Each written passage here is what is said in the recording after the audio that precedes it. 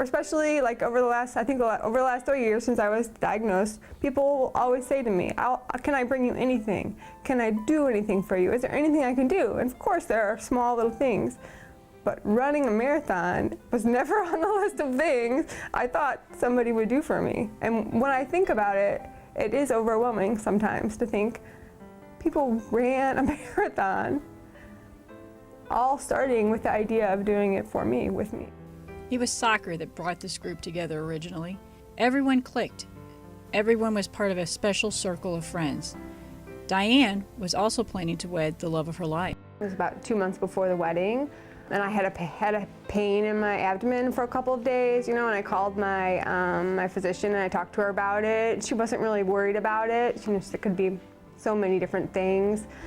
But after a couple of days, it continued. So it had been about a week. So I called her, it was late in the day, and she said, it could be appendicitis. That's something that I wouldn't be able to treat in the office, so why don't you go ahead and go to the ER? We were planning a wedding. We were getting to start the next chapter of our life. And life itself flips completely.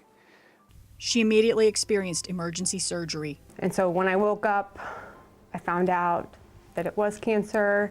I had had a hysterectomy, they had done staging, and we would be getting more information in the next couple of days about how advanced it was.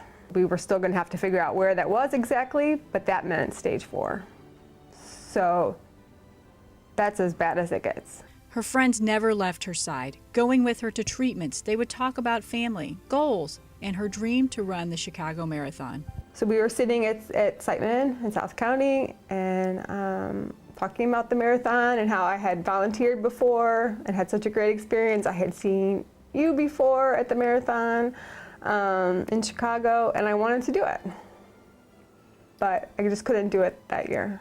Diane's friends were not going to let cancer keep her from her dream. They all agreed to run the marathon the next year. They were asked if they wanted to run a marathon with me next year in Chicago. Would I have run a marathon for anybody? I don't know. I'd like to say that I would have, but I don't know. That's a huge ask.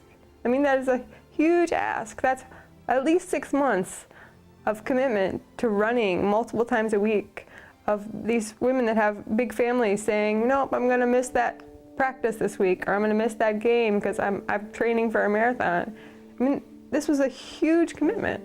I was a little nervous about it because, I'm older than a lot of the girls who are running it, and I just thought, well, this is gonna be something. And then most of the training, I had plantar fasciitis, I had a back problem, but I was just like, we're in.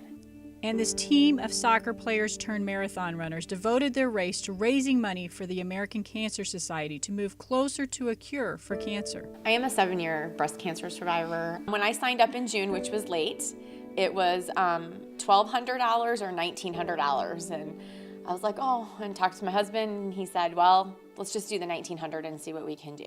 And I'm like, $1,900 is gonna be a lot of money. And bam, that night, one of the teachers that I used to work with, whose husband died of melanoma, donated $50 right that way. And I was like, whoa, these are people I never even thought about that would donate. And I thought that was gonna be the hard part, was raising the money.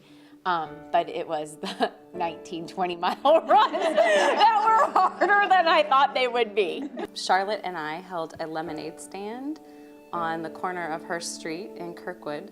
We had our kids bake, and they made popcorn and they made lemonade. And the kids, they were out there all day, and they raised over $1,000. People would come up, people we didn't know, they would stop on the side of the street, and they would start telling their story. And it was really interesting and touching to see how a positive a lemonade stand can be for other people. Some of them, I will say 95% of people have met somebody that had cancer or have a family member that had cancer, etc. So when you start putting your story forward and asking for donations, and people understand what you're doing and why you're doing it, you are always surprised of how much love comes back and how much support comes back. And to be honest, it was amazing. We ended up raising $22,000 as a team, which is incredible. Race day came, and Diane knew she would not be able to keep up with her friends. But the experience of fundraising and being with her friends at the marathon was more than she could have ever dreamt for. Well, I was excited to start because there were 10 of us that were all together in the last corral.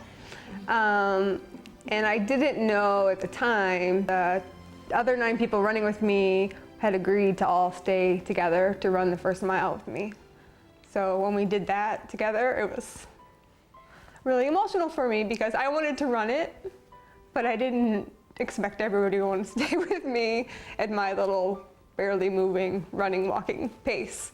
So the fact that we all stayed and ran that 1 mile together, I mean, it really felt like that's how it should be. It meant so much to me because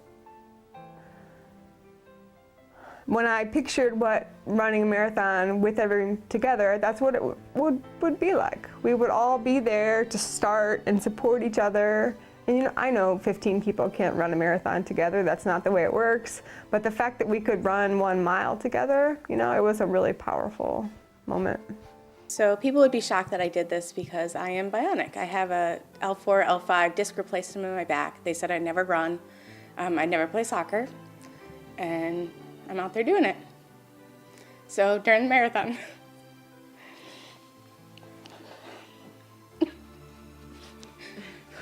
at mile 14, I twisted my knee, and what kept me going is Di.